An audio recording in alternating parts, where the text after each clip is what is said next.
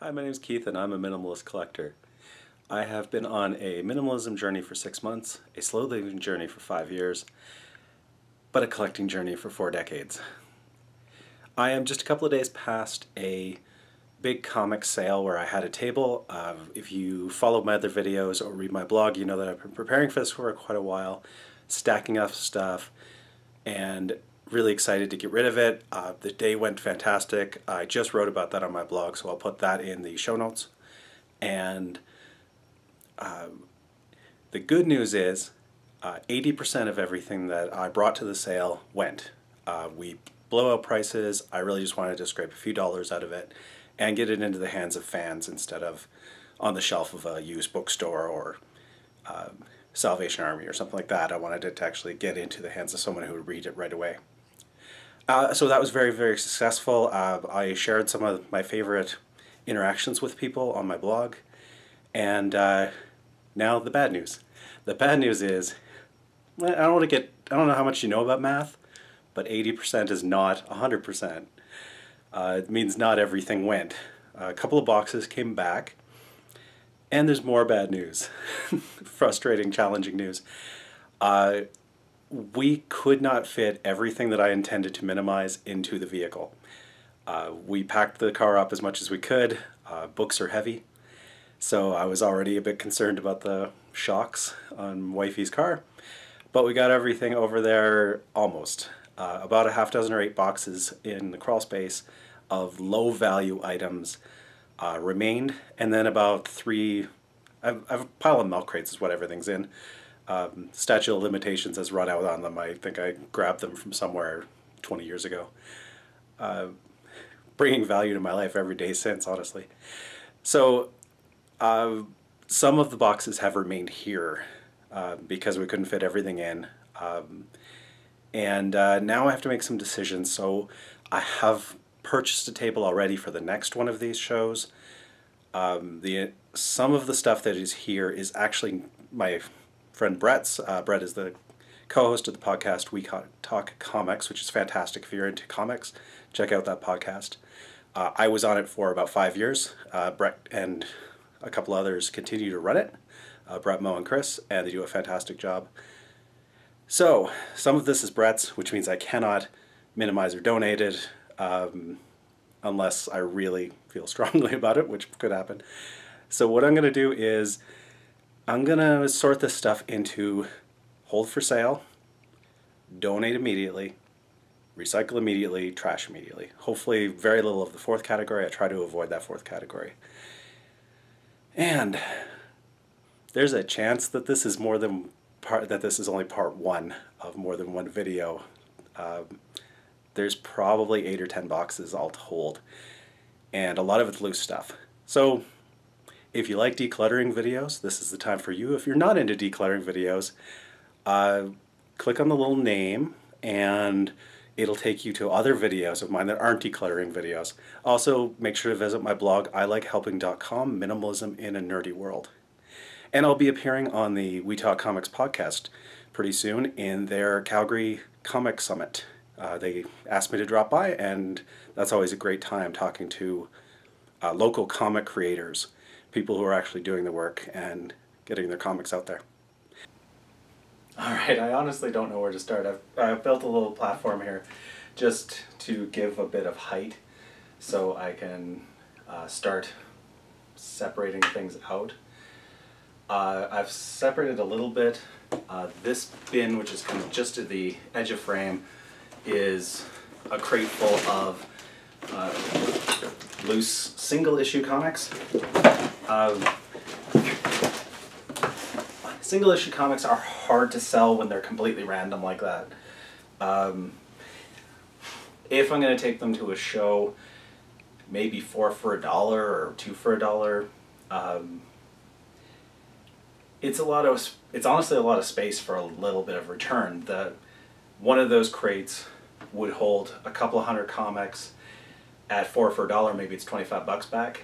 One of those crates will also hold somewhere in the neighborhood of 30 or 35 trade paperbacks, which are $5 return each, which, if obviously is sold, would be $150. So there's not really a lot of competition that way. I don't honestly know what to do with them else. If they don't go to the show, they're destined for the recycle bin. And big comic fans are going to be horrified, but nobody wants them. Some folks might want one or two or a handful. It's really random stuff. There's only a couple of runs in it. It's stuff that people gave me or came in mystery blocks, that kind of thing. So unless I can get lucky and eBay miscellaneous 100 comics mystery box, I don't know what else to do with them. They're not worth the space that the comic showed for sure. I definitely need that space for other things. Let's see now. Doing like with like. These stayed in storage because they're odd shaped books. Mostly they're comics or comic related, science fiction. But they aren't the size of a regular comic, so they ended up in boxes instead of in the milk crates, which is what all the trade paperbacks were stored in. This is book type books. Luckily, because I've been minimizing, I have some empty shelves that have not refilled with anything, which is quite fun and unique for me. It's probably the first time in my life that a half dozen, 4 or 5 shelves have stayed completely empty. That not only do I not have a plan of what's going to go on them, I don't have any things to put on them. So the perfect placement for me to actually sort some things.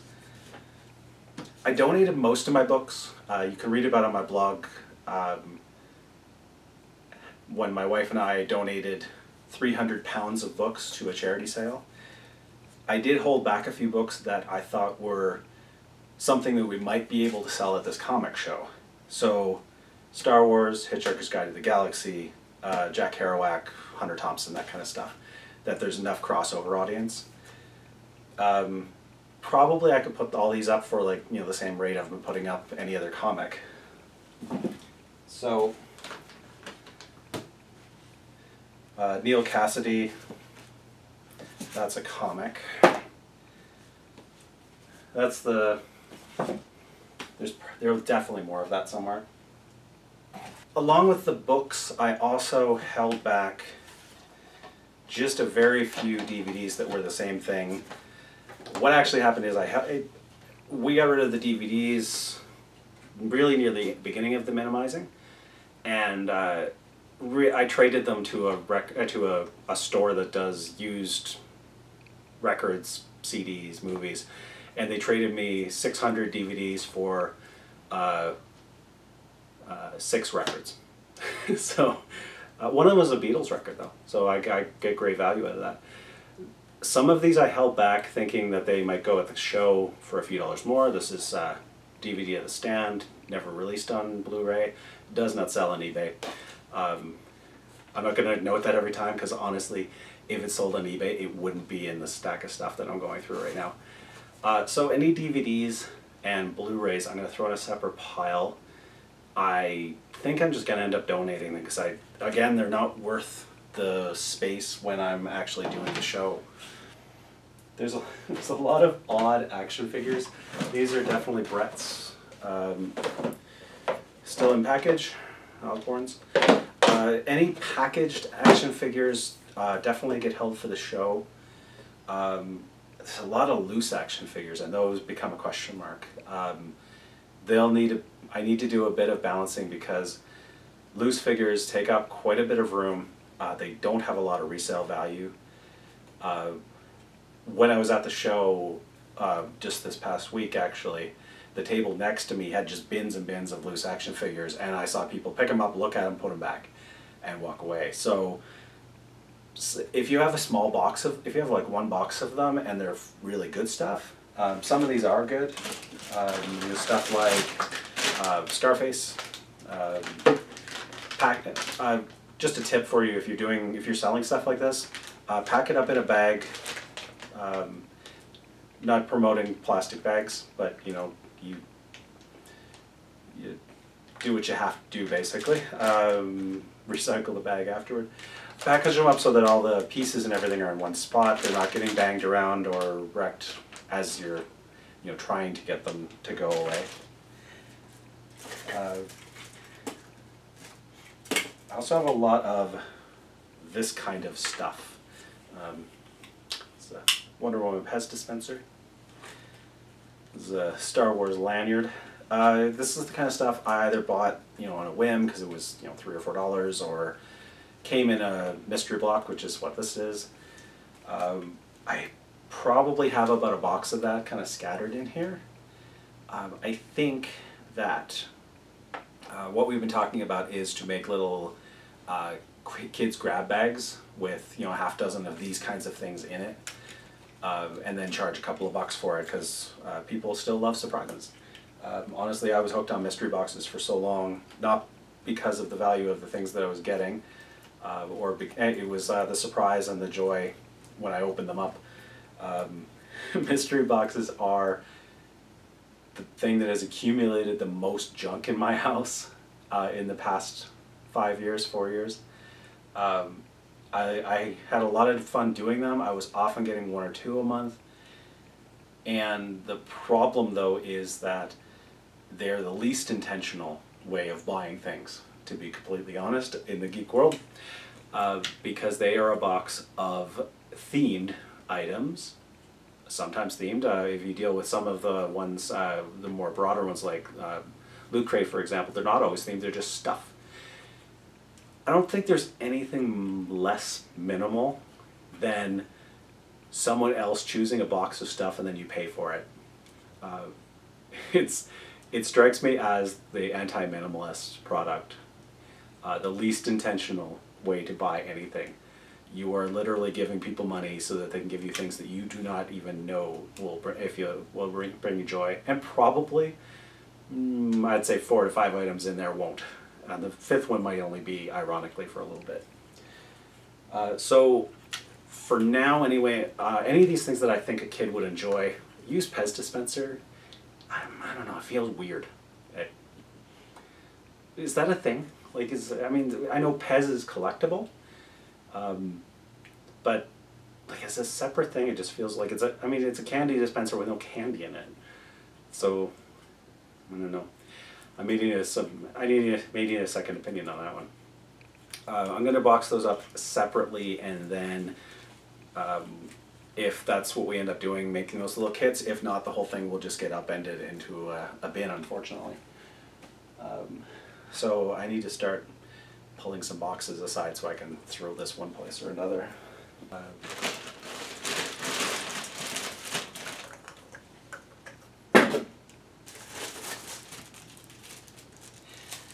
Here's this stupid thing again. This ended up in a different box than where it was supposed to go. It was supposed to be in a donation bin. I think maybe this is that, if you watch my Decluttering a Chest of Drawers video, then this is the stupid never used tablet case that was supposed to go into a donation box. I guess I must have thought, maybe that'll sell at the show, and I put it in a box that never even went to the show. Definitely the donation box this time.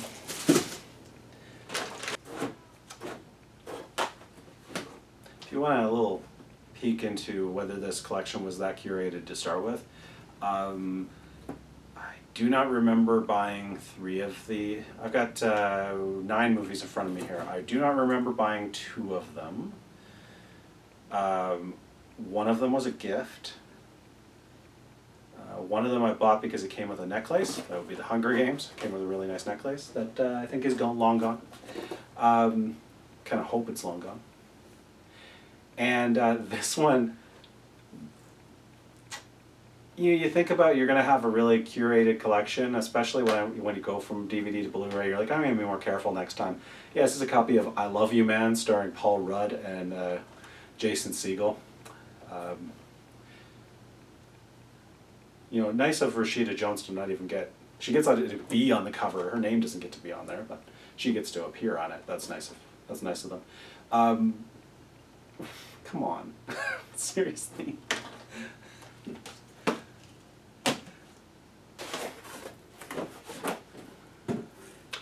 This is where the rest of the single issue comics went. Also, this thing that I thought I could sell, but I'm never going to be able to show anyone this thing. it was nice on my wall for a while. I got it from the Disney Club. They gave these things away free. Like, so you buy a couple of movies and you get some free gack.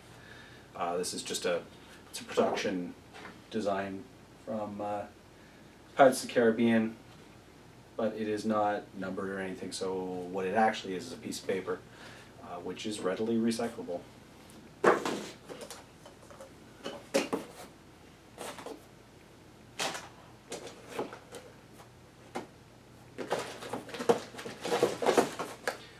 Tweet out some of the horrifying things. Like these came in the horror block, and they're I think you were supposed to make a baby, or maybe craft places have ready-made kits or something. They're baby heads, like they're baby doll heads, like a vampire one and a zombie one. Creepy as hell. I have no idea. They'll go into like the packaged toys, because you know, you never know. If you any big fans of Phantom Menace, this is a original film cell. Definitely, that was worth storing. That's money in the bank right there. I don't have anything against Phantom Menace actually, but there's no really still no market for that. More Pez, all the Pez. This looks like all that pile of put it in the mystery box stuff. I found it.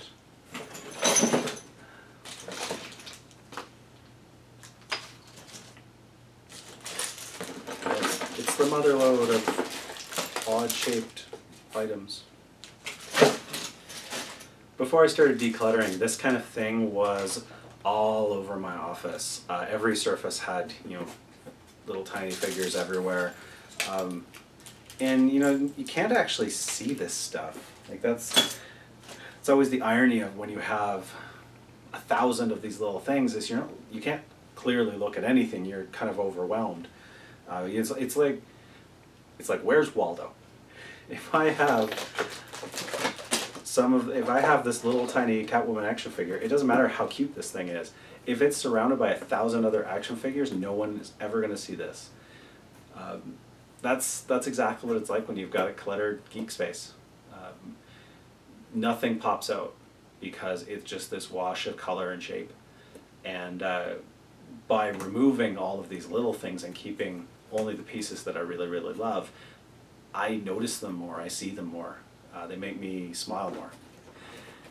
And these little tiny things that used to fill up every nook and cranny around those are now they were taking away from that joy. So they get to go into a mystery box, and there's a bit of irony, I know, to that, is that I'm complaining about mystery boxes, and then I'm going to make some. You can't make anyone else be a minimalist, so in the meantime, when they're not being a minimalist, they can buy your stuff. That's the cold, hard truth. They can buy your stuff, and hopefully they will learn a lesson from that. After they've spent a bunch of money on a whole bunch of the junk that used to be stored in your house, and realizing that their house is full of junk now, they will learn important lessons about what value these things are bringing to them, which is very little, and then they'll start asking questions, and then they can do things like watch decluttering videos on YouTube and learn about how to make these things go back out of their house. It's kind of a circle of life thing, but it's a circle of junk. So I actually ran out of recording space on my camera, so apparently an SD card is something that will add value to my life. Thanks for watching. I'm going to make this to be continued on that note. Camera needs to be charged, memory needs to be emptied. So I will see you next time with the continuing tale of decluttering the crawl space. Thanks for watching. Visit my blog, ilikehelping.com, minimalism and a nerdy world, and I'll see you next time.